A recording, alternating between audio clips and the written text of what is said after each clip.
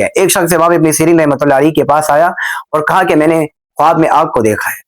بسم اللہ الرحمن الرحیم۔ خواب کے متعلق چند اہم باتیں آپ حضرات کے سامنے پیش کرنی تھی کہ خواب کی اسلام میں کیا حیثیت ہے۔ نمبر 2، خواب کی کتنی اقسام ہیں، حدیث میں کتنی اقسام کا ذکر آیا ہے۔ سب سے پہلے آپ لوگ یہ بات ذہن میں رکھیں کہ خواب کوئی شرعی دلیل کے طور پر اور حجت کے طور پر پیش نہیں کیا جا سکتا۔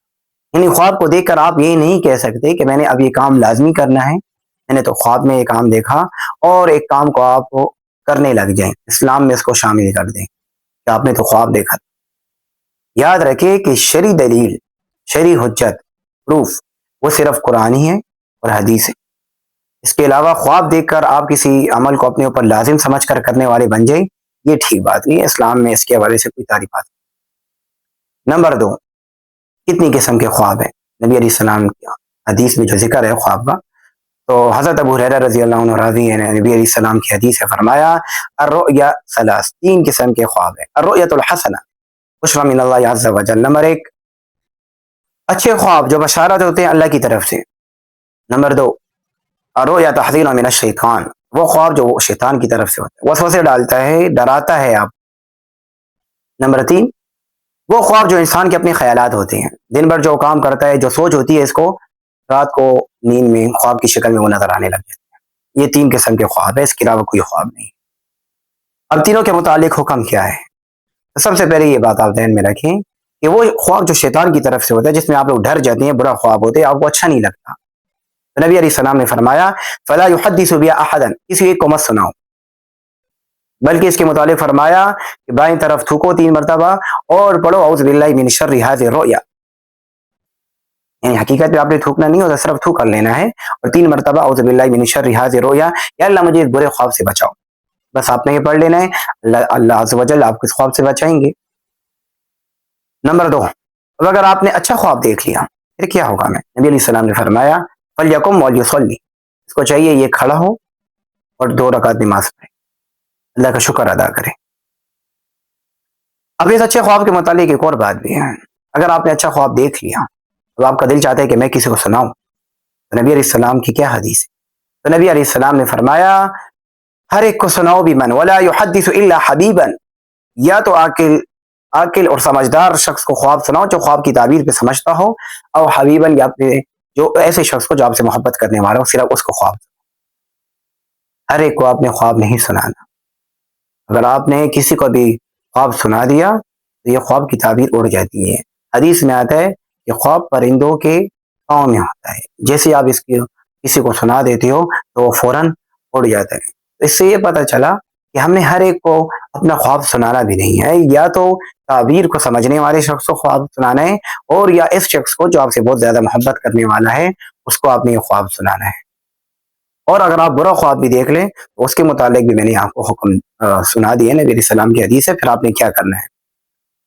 اس کے متعلق آپ کو میں ایک واقعہ سناتا ہوں۔ امام ابن سیرین رحمۃ اللہ علیہ، جن کی کتاب ہے تعبیر الرؤیا، معتبر کتاب ہے، تمام لوگ بلکہ سب لوگ اسی کتاب سے ہی تعبیر کو دیکھتے ہیں اور پڑھتے ہیں، لیکن ایسا بھی نہیں ہے کہ اب آپ اس کتاب کو اٹھائیں اور اپنی تعبیر کو اس میں دیکھنے والے بن جائیں، بلکہ ابن سیرین رحمۃ اللہ علیہ نے خود لکھا ہے، اس کتاب میں لکھا ہوا ہے کہ خواب کا تعلق، خواب کی تعبیر کا تعلق آپ کے دن سے بھی ہوتا ہے، وقت سے بھی ہوتا ہے، احوال سے بھی ہوتا ہے، تو ان تمام چیزوں کا تعلق خواب میں شامل ہوتا ہے۔ اس کے متعلق امام ابن سیرین رحمۃ اللہ علیہ کا اپنا واقعہ ہے۔ ایک شخص امام ابن سیرین رحمۃ اللہ علیہ کے پاس آیا اور کہا کہ میں نے خواب میں آگ کو دیکھا ہے، تو آپ نے فرمایا آپ پر فراخی آنے والی ہے، خوشی آنے والی ہے، آپ کا رزق وسیع ہوگا۔ دوسرا شخص آیا اور اس نے کہا کہ میں نے بھی خواب میں آگ کو دیکھا ہے، تو امام ابن سیرین رحمۃ اللہ علیہ نے فرمایا تنگی آنے والی ہے، پریشانی آنے والی ہے۔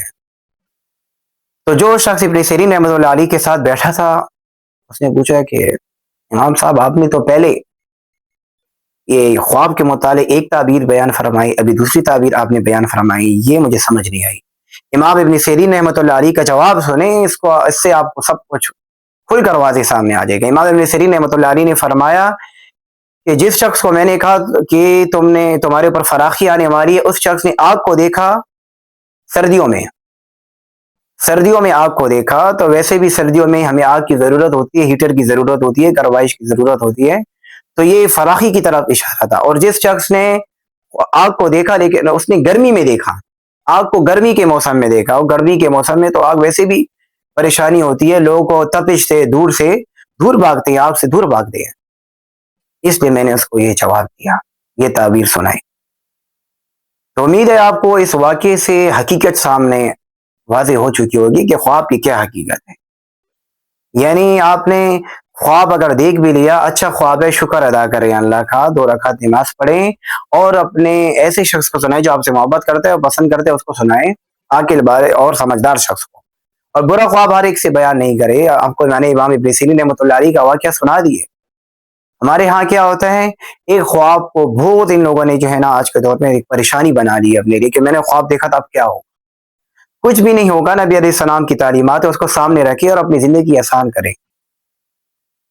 خواب سے آپ سے کچھ ہوتا نہیں ہے, بلکہ آج کے دور میں تو تقریباً ہم نماز سے دور, قرآن سے دور, اسلامی تعلیمات سے دور ہے, تو ظاہری بات ہے شیطان ہمیں ڈرائے گا, وسوسے ڈالے گا. تو ہم نے تو یہی کرنا ہے, برا خواب دیکھ بھی لیں, اعوذ باللہ پڑھے, شیطان سے بچ جائیں گے, آپ اللہ کی حفاظت میں آ جائیں گے. اور آپ کو کیا. تو بہرحال یہ خواب کے متعلق چند اہم باتیں تھیں جو ذکر کرنا ضروری تھی. اللہ پاک ہمیں دین کی صحیح سمجھ عطا فرمائے, دین پر چلنے والا بنائے, اور اپنی رضا نصیب فرمائے. شکریہ والسلام.